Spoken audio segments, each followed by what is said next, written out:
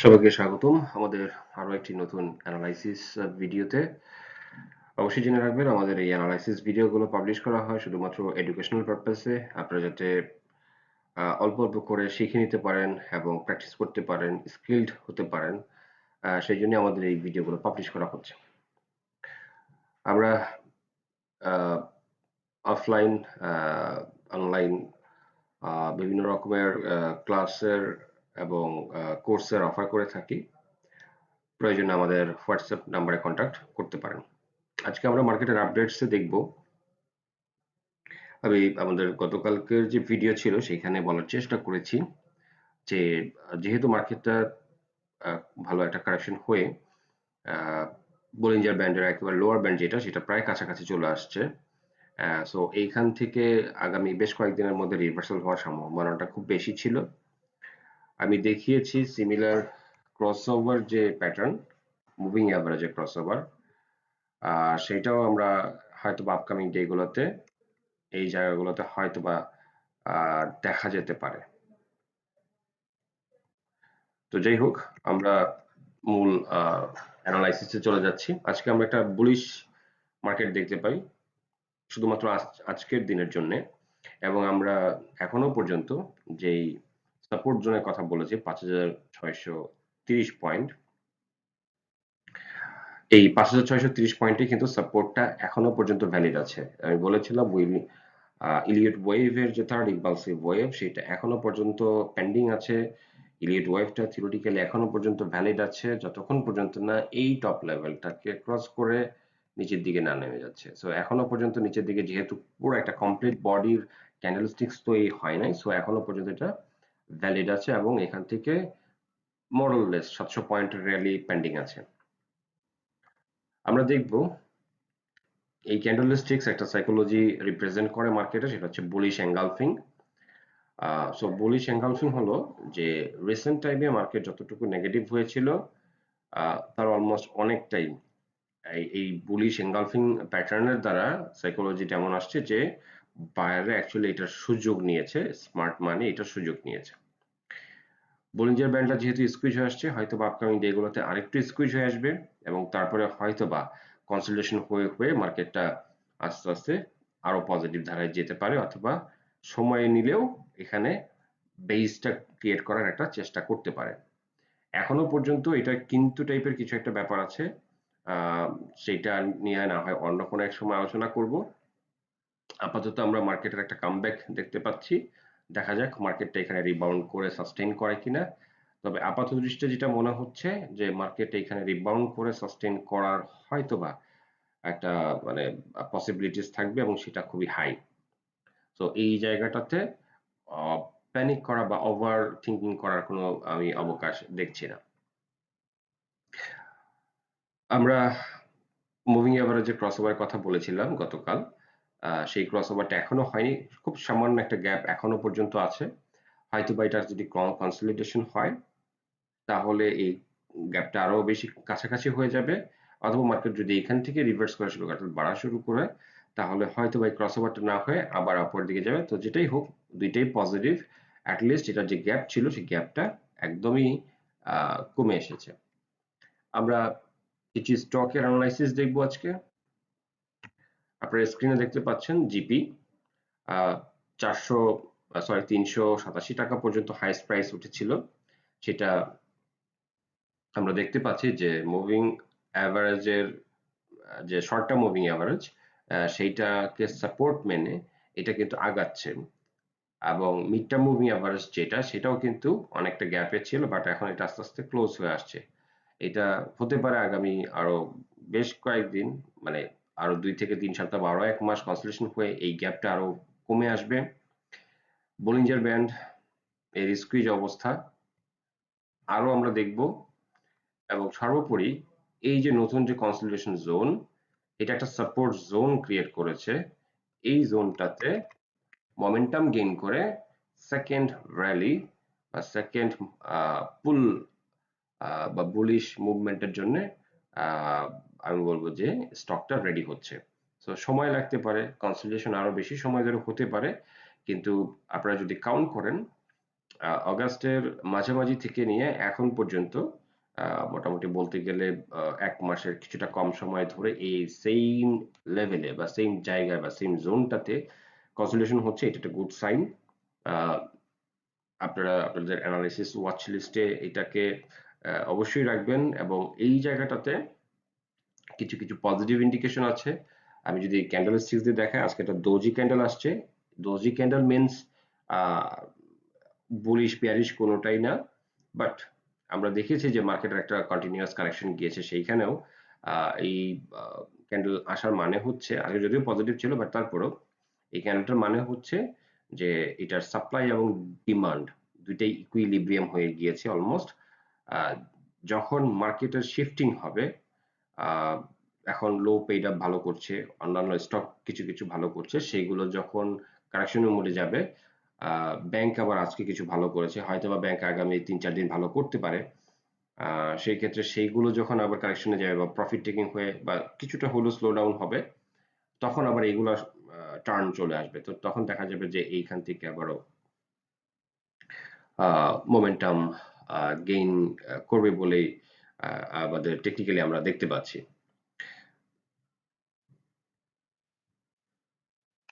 আমরা পরবর্তী stock bat বিসিতে চলে গেলাম। ব্যাট বিসিতে আপনারা দেখতে পাচ্ছেন একটা হ্যামার আসছে, যেটা পজিটিভ সাইন। কারেকশনে বা বিয়ারিশ অথবা কনসলিডেশন ফেজে হ্যামার আসাটা ভালো। এটা রেড হ্যামার অথবা গ্রিন হ্যামার যেটাই হোক না কেন, বলিঞ্জার ব্যান্ডটা খুবই স্কুইজ অবস্থায় আছে। শর্ট টার্ম মুভিং অ্যাভারেজটা রেজিস্ট্যান্স লেভেল হিসেবে বা জোন হিসেবে কাজ করছে, এবং মিড টার্ম মুভিং অ্যাভারেজে ৩৯৪ টাকা যেটা সাপোর্ট হিসেবে কাজ করতেছে এবং এখনো পর্যন্ত ভ্যালিড আছে। টেকনিক্যালি যে জিনিসটা হতে পারে যে ব্যাট বিসিটা এখানে আরো কনসলিডেশন হতে পারে, এবং কনসলিডেশন হয়ে, যেটা আমি জিপির বেলায় বললাম, একটা বেস বা একটা মোমেন্টাম গেইন করবে, এবং সম্ভাবনাটা বেশি। এবং যেহেতু সামনে ডিভিডেন্ড পেন্ডিং আছে, সো ডিভিডেন্ডকে কেন্দ্র করে, আমরা জানি সবসময় ভালো ডিভিডেন্ড দেয়, সো ডিভিডেন্ডকে কেন্দ্র করে তখন হয়তোবা এটাতে সেকেন্ড যে মুভমেন্ট সেটা আবার চলে আসার সম্ভাবনাটা বেশি।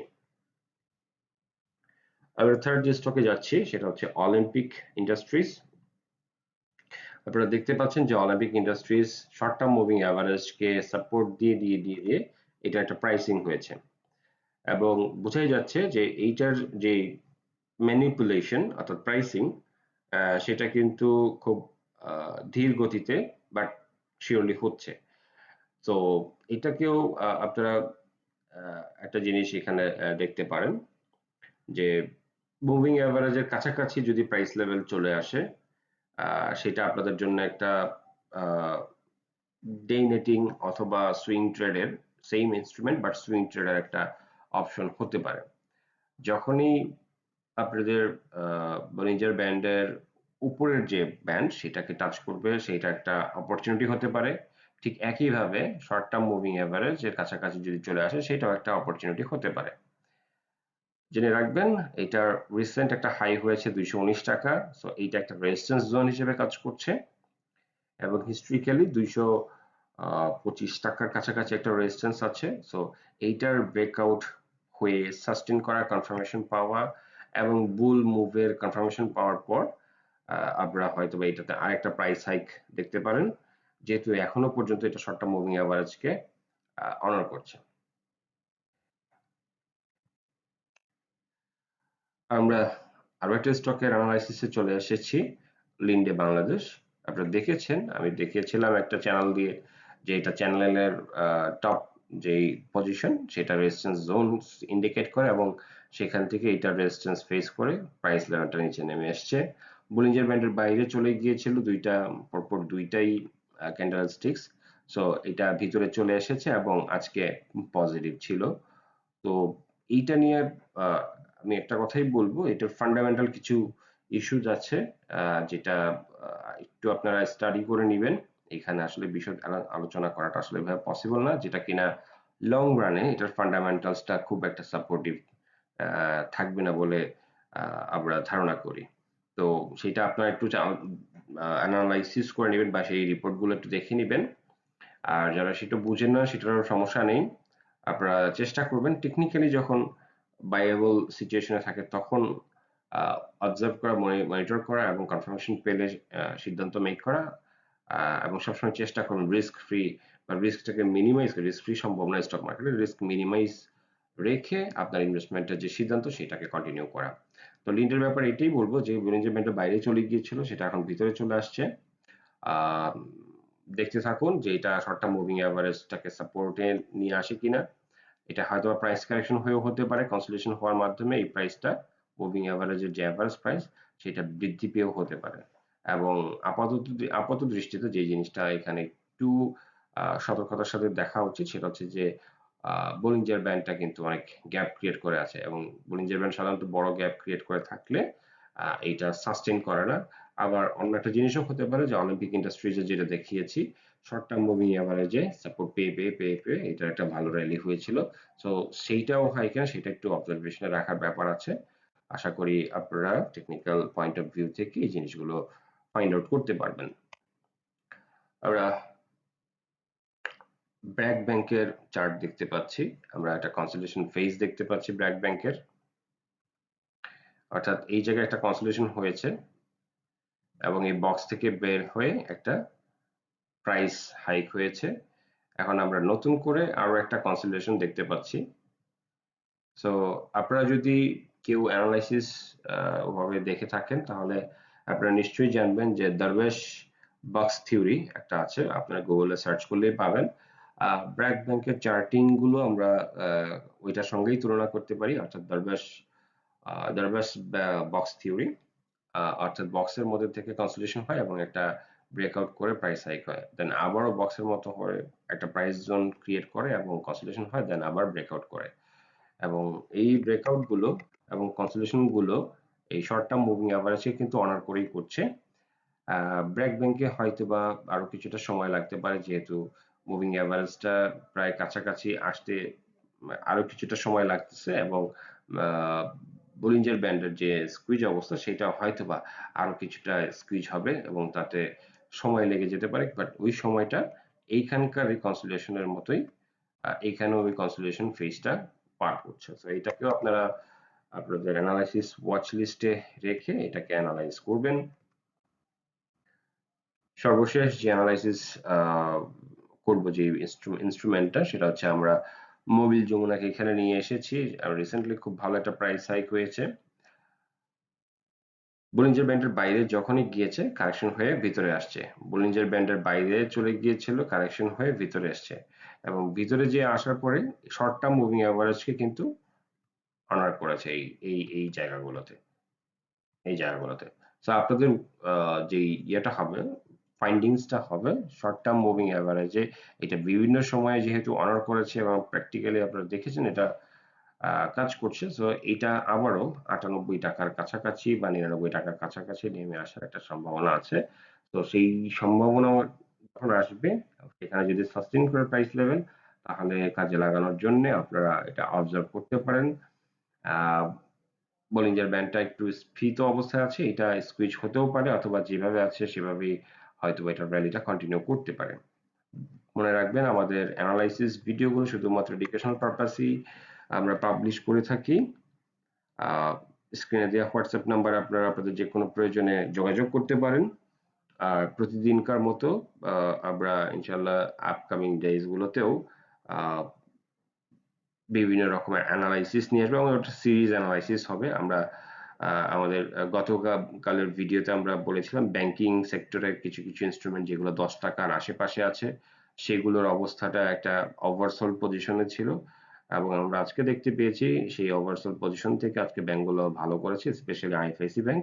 আপনারা আমাদের গতকালের যে ভিডিওটা ছিল সেটার সঙ্গে মিলিয়ে দেখবেন, এবং যেই টুলস বা টেকনিক গুলো আমরা আলোচনা করেছি সেগুলো ফাইন্ডিং করে একটা নোট করে রাখার, এবং সেই অনুযায়ী অন্যান্য স্ক্রিপ্টের একই রকমের প্যাটার্ন বা সিমিলারিটিস আপনারা পান কিনা সেটা ফাইন্ড আউট করে আপনারা অ্যানালাইসিসটাকে আপনাদের সামনের দিকে এগিয়ে নিয়ে যাবেন। আজকে এই পর্যন্তই, ভালো থাকবেন সবাই, ধন্যবাদ সবাইকে।